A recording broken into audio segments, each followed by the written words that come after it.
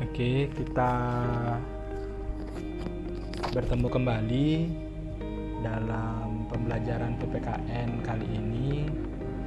Hari ini kita akan membahas tentang kewenangan lembaga-lembaga negara menurut Undang-Undang Dasar 1945. Masih bersama Bapak Ibu Putu Sekertayasa. Nah, di pembahasan pertama ini kita akan membahas materi tentang sistem politik. Nah, di materi sistem politik ini, pada bagian yang pertama itu kita membahas suprastruktur politik dan infrastruktur politik. Sebelum lanjut lebih jauh, sedikit diceritakan di sini tentang sistem politik. Sistem politik itu merupakan satu kesatuan yang terdiri dari bagian-bagian. Nah, setiap bagian itu saling mempengaruhi satu sama lain dalam menjalankan kehidupan politik dalam suatu negara. Nah, bagian-bagian dalam sistem politik itu yang pertama ada suprastruktur politik dan yang kedua ada infrastruktur politik. Nah, ini merupakan penyusun dari sistem politik. Setelah sedikit membahas tentang sistem politik, kita lanjut ke pembagian dari sistem politik yang pertama, yaitu ada suprastruktur politik. Nah, suprastruktur politik di sini memiliki definisi lembaga politik yang bersifat resmi, yang tugas dan kewenangannya diatur dalam Undang-Undang Dasar Negara Republik Indonesia tahun 1945. Nah, kata kuncinya di sini dalam suprastruktur politik itu adalah lembaga-lembaga resmi atau lembaga-lembaga negara yang tugas dan kewenangannya diatur dalam UUD Negara Republik Indonesia tahun 1945. Nah, contohnya di sini ada presiden dan wakil presiden. Nah, untuk presiden contohnya misalkan ada di pasal 4 ayat 1. Yang kedua ada DPR. Berikutnya ada DPD atau Dewan Perwakilan Daerah. Berikutnya ada MPR atau Majelis Permusyawaratan Rakyat. Berikutnya ada BPK, Badan Pemeriksa Keuangan. Berikutnya lagi ada MA atau Mahkamah Agung. Ada MK atau Mahkamah Konstitusi. Dan berikutnya ada KY atau Komisi Yudisial. Nah, ini contoh suprastruktur politik. Satu hal yang perlu kita ingat di sini dalam suprastruktur politik itu adalah adanya lembaga politik resmi yang tugas dan kewenangannya itu terdapat dalam Undang-Undang Dasar Negara Republik Indonesia tahun 1945. Baik, kita lanjutkan. Penyusun dari sistem politik yang kedua itu ada infrastruktur politik. Nah, definisi dari infrastruktur politik di sini adalah organisasi atau kelompok yang berada di luar suprastruktur politik akan tetapi aktif dalam kegiatan politik kenegaraan. Bapak ulangi, organisasi atau kelompok yang berada di luar suprastruktur politik akan tetapi aktif dalam kegiatan politik kenegaraan. Nah, di sini contohnya itu yang pertama ada partai politik. Mungkin kita sudah tidak asing dengan partai politik. Partai politik itu memiliki peranan besar dalam sistem politik. Dia sebagai infrastruktur politik. Nah, melalui partai politik itu nanti akan ada orang-orang yang bisa duduk di lembaga legislatif, termasuk akan ada yang duduk di lembaga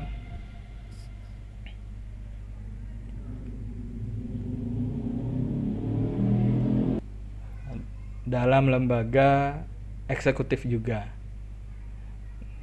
Nah, yang kedua itu ada kelompok kepentingan atau interest group. Secara sederhananya, kelompok kepentingan itu adalah kelompok atau mereka-mereka yang memiliki keterkaitan, ya, memiliki keterkaitan dengan kebijakan yang dibuat oleh suprastruktur politik. Kalau kita ambil contohnya infrastruktur politik itu misalkan dalam dunia pendidikan. Jadi ada kebijakan tentang pendidikan. Salah satunya itu contohnya adanya pembelajaran daring atau konsep belajar dari rumah. Nah, siapa yang jadi kelompok kepentingannya di sini? Itu bisa yang pertama organisasi profesi guru, berikutnya ada pihak sekolah, ada orang tua, tentunya yang jadi kelompok kepentingan itu juga adanya peserta didik atau siswa. Nah, berikutnya ada kelompok penekan atau ada istilahnya di sana pressure group. Nah, kelompok penekan itu hampir mirip dengan kelompok kepentingan, tetapi di sini kelompok penekan atau pressure group sesuai dengan namanya pressure penekan. Jadi mereka yang memiliki keterkaitan dengan kebijakan yang dibuat oleh lembaga-lembaga dalam suprastruktur politik, dan mereka juga menginginkan pemikirannya, tujuannya, termasuk kepentingannya itu dimasukkan ke dalam kebijakan yang dibuat oleh suprastruktur politik. Nah, caranya mungkin mereka menulis di media massa, melakukan demonstrasi, atau menyebarkan berbagai informasi melalui media sosial lainnya agar bisa didengar oleh lembaga-lembaga yang ada di suprastruktur. Berikutnya itu ada media komunikasi politik. Nah, media komunikasi politik ini adalah sarana-sarana yang digunakan untuk menyebarkan nilai-nilai politik, termasuk menyebarkan kebijakan yang dibuat oleh pemerintah atau juga sebaliknya, untuk menyampaikan aspirasi yang dimiliki oleh masyarakat agar bisa sampai ke pemerintah atau lembaga-lembaga dalam suprastruktur politik. Nah, media komunikasi politik ini yang konvensional dulu itu misalkan contohnya ada radio, ada televisi, ada koran. Nah, kalau sekarang sudah semakin berkembang. Contoh, ada media-media sosial seperti Facebook, Instagram, YouTube, dan platform media sosial lain yang sangat berkembang saat ini. Nah, pada bagian pertama ini kita sampaikan juga bagaimana hubungan antara suprastruktur politik dengan infrastruktur politik. Nah, dalam gambar sudah disampaikan bahwa dalam sistem politik antara suprastruktur politik dan infrastruktur politik itu tidak bisa dipisahkan. Jadi ada semacam hubungan timbal balik salah satunya. Contoh, dalam suprastruktur politik itu ada salah satunya yang tugas dan kewenangannya dicantumkan dalam Undang-Undang Dasar 1945, misalkan Presiden dan Wakil Presiden. Di pasal 4 ayat 1 Undang-Undang Dasar 1945 itu berbunyi, Presiden memegang kekuasaan pemerintahan berdasarkan Undang-Undang Dasar. Nah, untuk mendapatkan seorang presiden terpilih yang bisa dilantik, tidak bisa dilepaskan dari infrastruktur politik. Contoh, ketika tidak ada infrastruktur politik, salah satunya partai politik, maka pencalonan presiden seperti di Indonesia itu tidak bisa dilakukan. Karena kalau di Indonesia itu yang mencalonkan presiden itu adalah partai politik atau gabungan partai politik yang memiliki 20% suara di DPR. Contoh yang lain lagi, untuk membuat undang-undang. Nah, untuk membuat undang-undang itu ada kerjasama antara presiden dengan DPR. Nah, anggota DPR ini bisa terpilih ketika mereka diajukan melalui partai politik dan dipilih melalui proses pemilu. Jadi ketika tidak ada infrastruktur politik atau tidak ada partai politik contohnya, maka tidak akan ada orang-orang yang duduk di Dewan Perwakilan Rakyat. Nah, kalau sudah tidak ada orang yang duduk di Dewan Perwakilan Rakyat, jadi proses pembuatan undang-undang pun akan terganggu. Jadi di sana dalam sistem politik antara suprastruktur politik dengan infrastruktur politik itu ada keterkaitan. Jadi ada hubungan timbal balik di antara keduanya. Nah, ini pembahasan kita di bagian yang pertama. Berikutnya kita lanjut ke pembahasan kita di bagian yang kedua. Lanjut pada bagian yang kedua. Pada bagian yang kedua di sini kita akan membahas tentang kewenangan lembaga-lembaga negara menurut Undang-Undang Dasar Negara Republik Indonesia tahun 1945. Nah, di sini kajiannya ada dua. Yang pertama mengidentifikasi lembaga-lembaga negara menurut Undang-Undang Dasar Negara Republik Indonesia tahun 1945. Dan yang kedua, kita menganalisis fungsi dan kewenangan lembaga-lembaga negara menurut Undang-Undang Dasar 1945. Nah, yang pertama, lembaga-lembaga negara itu dalam sistem ketatanegaraan kita menurut Undang-Undang Dasar Negara Republik Indonesia tahun 1945 itu bisa kita lihat di sini ada beberapa lembaga umum. Dari kita ambil dari paling kiri itu ada BPK, setelah itu ada Presiden dan Wakil Presiden, ada DPR, MPR, DPD, berikutnya ada MA, MK, dan KY. Nah, sebentar kita akan cerita lebih lanjut terkait dengan lembaga-lembaga negara dalam sistem ketatanegaraan kita, atau yang termasuk suprastruktur politik bisa kita bilang di sini. Kita tegaskan lagi bahwa lembaga-lembaga negara dalam UUD 1945 itu pertama ada Presiden dan Wakil Presiden, yang kedua ada DPR atau Dewan Perwakilan Rakyat, berikutnya ada DPD atau Dewan Perwakilan Daerah, berikutnya ada MPR atau Majelis Permusyawaratan Rakyat, berikutnya ada BPK, berikutnya ada Mahkamah Agung, ada Mahkamah Konstitusi, dan ada Komisi Yudisial. Kita awali dari MPR atau kepanjangannya Majelis Permusyawaratan Rakyat. Nah, yang pertama kita bisa kaji dan analisis di sini. Anggota MPR terdiri dari anggota DPR dan anggota DPD. Ini terangkum dari pasal 2 ayat 1 Undang-Undang Dasar 1945. Jadi anggota MPR terdiri dari anggota DPR dan anggota DPD.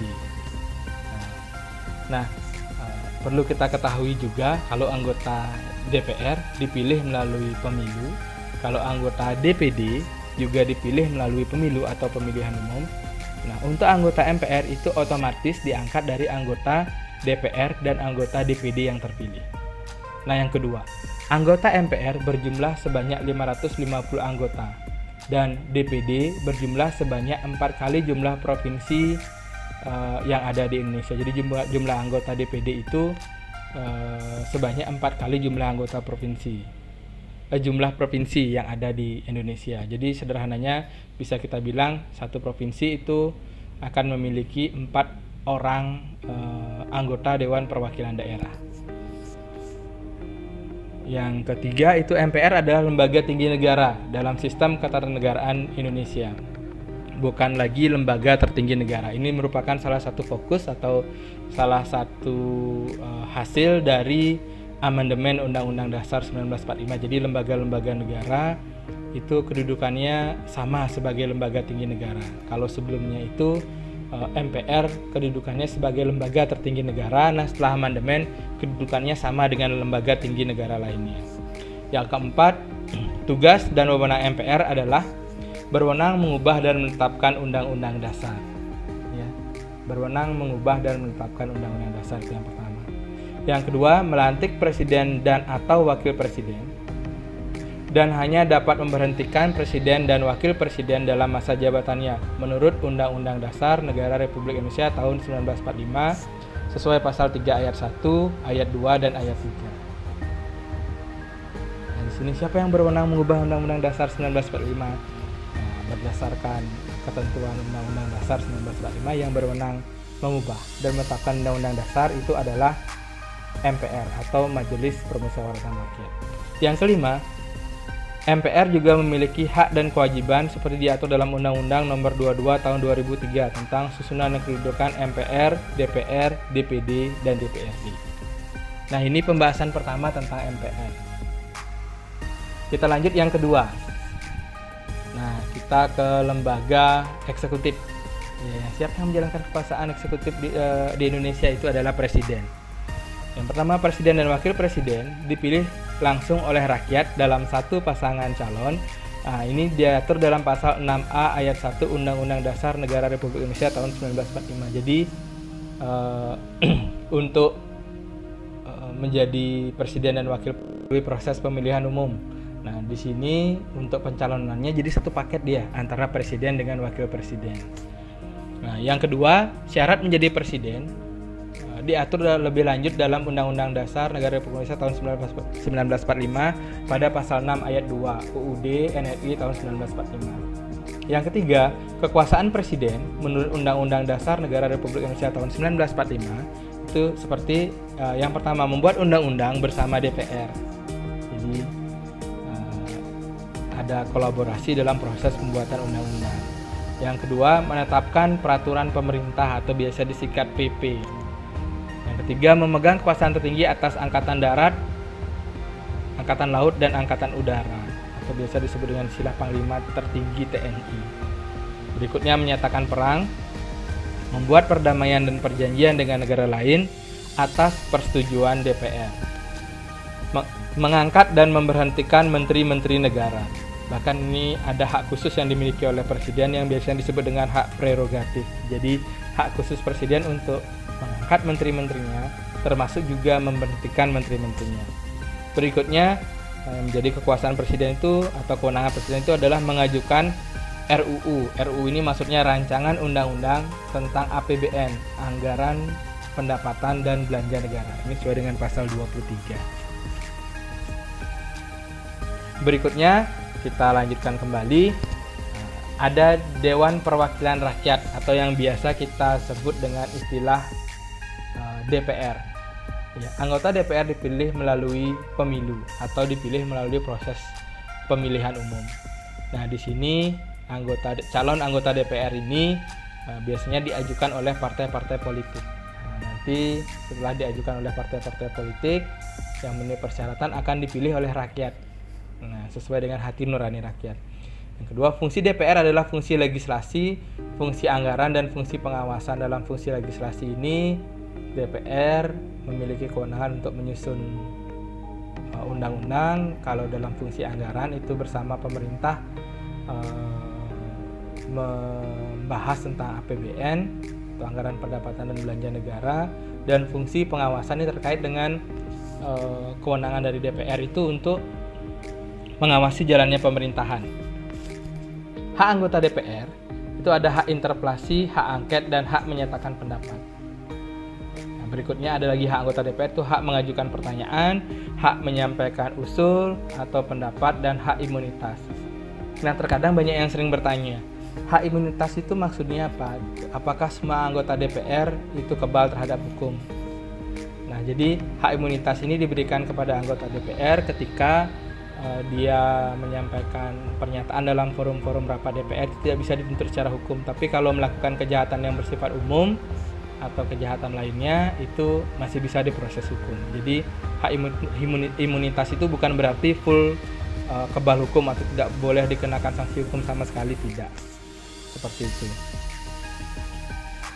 Berikutnya ada Badan Pemeriksa Keuangan atau biasa disingkat dengan BPK. BPK merupakan lembaga yang bebas dan mandiri dengan tugas khusus untuk memeriksa pengelolaan dan tanggung jawab keuangan negara. Nah, hasil pemeriksaan BPK nanti akan diserahkan kepada lembaga-lembaga berwenang atau lembaga-lembaga yang terkait, misalkan kepada DPR, kepada DPD, atau kepada DPRD, tergantung nanti kewenangannya masing-masing. Seperti itu. Nah, Badan Pemeriksa Keuangan ini biasanya memiliki perwakilan di setiap provinsi. Dan kedudukannya sebenarnya ada di ibu kota negara, tapi memiliki perwakilan di setiap provinsi. Itu ciri khas Badan Pemeriksa Keuangan. Nah, berikutnya kita ada lembaga yang termasuk lembaga yudikatif, yaitu ada Mahkamah Agung. Nah, Mahkamah Agung merupakan lembaga negara yang memegang kekuasaan kehakiman di samping sebuah mahkamah konstitusi di Indonesia. Ya, Mahkamah Agung itu membawahi peradilan di Indonesia. Jadi ada 4, kalau tidak salah ada 4 ruang lingkup peradilan di Indonesia. Itu yang pertama ada lingkup peradilan umum, yang kedua lingkup peradilan agama, yang ketiga lingkup peradilan militer, yang keempat lingkup peradilan tata usaha negara. Ya, jadi MA ini menjadi lembaga yang memegang kekuasaan kehakiman tertinggi di Indonesia. Kenapa dibilang tertinggi? Karena dia membawahi 4 lingkungan peradilan seperti yang sudah disampaikan tadi. Berikutnya, kekuasaan kehakiman merupakan kekuasaan yang merdeka untuk menyelenggarakan peradilan guna menegakkan hukum dan keadilan. Nah, ini sedikit pembahasan tentang Mahkamah Agung dan hakim-hakim yang bertugas di Mahkamah Agung itu disebut dengan istilah hakim agung. Kita lanjutkan, berikutnya ada Mahkamah Konstitusi atau bisa disingkat MK. Mahkamah Konstitusi memiliki kewenangan yang pertama mengadili pada tingkat pertama dan terakhir undang-undang terhadap Undang-Undang Dasar Negara Republik Indonesia tahun 1945. Jadi ketika ada undang-undang mungkin yang dianggap menyimpang dari konstitusi negara kita, yaitu UUD NRI 1945, maka tempat untuk mengujinya itu adalah di Mahkamah Konstitusi. Nah, bagaimana ketika ada peraturan di bawah undang-undang yang dianggap menyimpang, misalkan ada perda, ada peraturan pemerintah. Nah, jadi untuk menguji peraturan di bawah undang-undang terhadap undang-undang itu bukan merupakan kewenangan Mahkamah Konstitusi, tapi menjadi kewenangan dari Mahkamah Agung. Nanti biar kalau ke depan anak-anak punya kesempatan untuk mengkritisi, menguji suatu peraturan agar tahu tempatnya, agar tidak salah tempat. Nah, berikutnya kewenangan dari MK atau Mahkamah Konstitusi itu adalah memutus sengketa kewenangan lembaga negara yang kewenangannya diberikan oleh UUD NRI tahun 1945. Contohnya itu apa saja lembaga yang bisa menyelesaikan sengketanya di Mahkamah Konstitusi. Itu misalkan Presiden dengan DPR, antara DPR dengan MA. Jadi yang kewenangannya diatur dalam UUD 1945. Berikutnya, memutus pembubaran partai politik. Ya, jadi untuk mendirikan partai politik itu ada prosedurnya, kalau untuk pembubaran juga ada prosedurnya, jadi nggak sembarangan. Jadi proses putusan pembubaran partai politik itu dilakukan di Mahkamah Konstitusi. Nah, berikutnya memutus hasil perselisihan tentang pemilu. Ya, jadi kalau ada perselisihan hasil pemilu, misalkan ada sengketa perhitungan suara, itu diproses di Mahkamah Konstitusi. Berikutnya, memberikan putusan atas pendapat DPR mengenai pelanggaran presiden dan atau wakil presiden menurut Undang-Undang Dasar. Nah, ini ketika DPR itu menganggap bahwa presiden melanggar hukum. Nah, siapa yang berwenang menyatakan nanti presiden dan atau wakil presiden itu melanggar hukum? Terkait dengan proses pemberhentian presiden dalam masa jabatannya, yang berwenang menentukan dia melanggar hukum atau tidak itu adalah Mahkamah Konstitusi. Jadi Mahkamah Konstitusi lah yang memutuskan kalau dinyatakan bersalah di sidang lebih lanjut oleh DPR, diajukan oleh DPR kepada MPR, jadi nanti bisa terjadi pemberhentian presiden seperti itu. Berikutnya, Mahkamah Konstitusi beranggotakan 9 orang. 3 anggota diajukan oleh Mahkamah Agung, 3 diajukan oleh DPR, dan 3 orang lagi diajukan oleh Presiden. Jadi jumlah hakim konstitusi itu ada 9 orang. Nah, seperti itu. Berikutnya, kita ada Komisi Yudisial. Nah, Komisi Yudisial ini adalah lembaga mandiri yang dibentuk Presiden atas persetujuan DPR.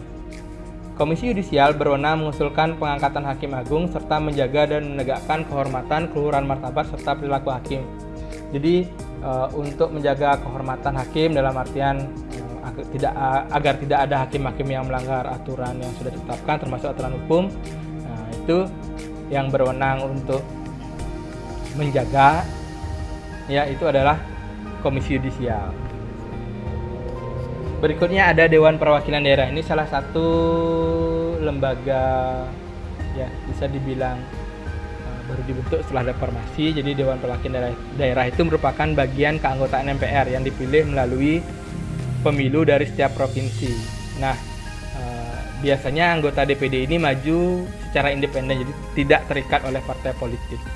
Nah, jumlahnya itu 4 di masing-masing provinsi. Ya, anggota DPD itu merupakan wakil-wakil provinsi. Nah, berikutnya, anggota DPD berdomisili di daerah pemilihannya selama bersidang bertempat tinggal di ibu kota negara. Nah, kalau sekarang kebetulan masih di Jakarta. Nah, DPD berhak mengajukan rancangan undang-undang yang berkaitan dengan otonomi daerah dan yang berkaitan dengan daerah. Lanjutkan, jadi dalam proses mengajukan rancangan undang-undang, kewenangan yang dimiliki DPD itu hanya bisa mengajukan rancangan undang-undang yang ada kaitannya dengan konsep otonomi daerah dan yang berkaitan dengan daerah. Jadi masih ada keterbatasan dari kewenangan yang dimiliki oleh Dewan Perwakilan Daerah. Nah, itu untuk bagian yang kedua. Kita lanjut ke bagian yang ketiga. Nah, bagian yang ketiga ini berhubungan dengan tata kelola pemerintahan yang baik. Kalau bahasa kerennya itu kalau tidak salah good governance. Ya. Tata kelola pemerintahan yang baik ini itu merupakan suatu penyelenggaraan manajemen pembangunan yang solid dan bertanggung jawab yang sejalan dengan prinsip demokrasi dengan pasar yang efisien, penghindaran salah alokasi dana investasi, dan pencegahan korupsi baik secara politik maupun administratif, menjalankan disiplin anggaran, serta penciptaan legal and political framework bagi tumbuhnya aktivitas usaha. Ya. Dalam tata kelola pemerintahan yang baik, itu ada 3 komponen yang berperan. Jadi ini bisa saling berkolaborasi. Yang pertama itu ada pemerintah, ya. Yang kedua itu ada swasta, dan yang ketiga itu ada masyarakat. Kalau di kita kalau tidak salah dalam pasal 33 ya. Jadi ada cabang-cabang produksi yang penting itu dikuasai oleh negara, dalam hal ini pemerintah. Apalagi cabang-cabang produksi itu menguasai hajat hidup orang banyak. Dan untuk swasta itu boleh membantu menangani bidang-bidang yang tidak bisa sepenuhnya di-handle atau dijalankan oleh pemerintah. Dan masyarakat bisa mengawasi termasuk memberi dukungan juga. Ini dalam konsep tata kelola pemerintahan yang baik itu ada komponen yang berperan itu ada 3, pemerintah, swasta, dan masyarakat. Ciri-ciri tata kelola pemerintahan yang baik. Yang pertama, terwujudnya interaksi yang baik antara pemerintah, swasta, dan masyarakat. Ya, jadi tata kelola pemerintahan yang baik itu ketika ada interaksi yang baik antara pemerintah, swasta, dan masyarakat. Jadi kegiatan dalam kehidupan bernegara itu tidak hanya dimonopoli oleh pemerintah atau tidak hanya full dimonopoli oleh swasta, tapi bisa dijalankan oleh pemerintah, swasta, dan masyarakat secara bersama-sama. Yang kedua itu ada prinsip komunikasi di antara ketiganya, baik pemerintah, swasta, dan masyarakat. Itu yang ketiga, proses penguatan diri sendiri atau self-enforcing process. Jadi dalam hal ini ada upaya dari pemerintah untuk mengatasi permasalahan sendiri. Jadi ada upaya-upaya yang dilakukan. Tidak semua permasalahan itu harus dilempar ke publik, apalagi ke dunia internasional. Berikutnya ada keseimbangan kekuatan atau balance of force. Jadi atau balance of power juga boleh. Jadi dalam tata kelola pemerintahan yang baik itu ciri-cirinya. Yang keempat dan yang kelima ada independensi.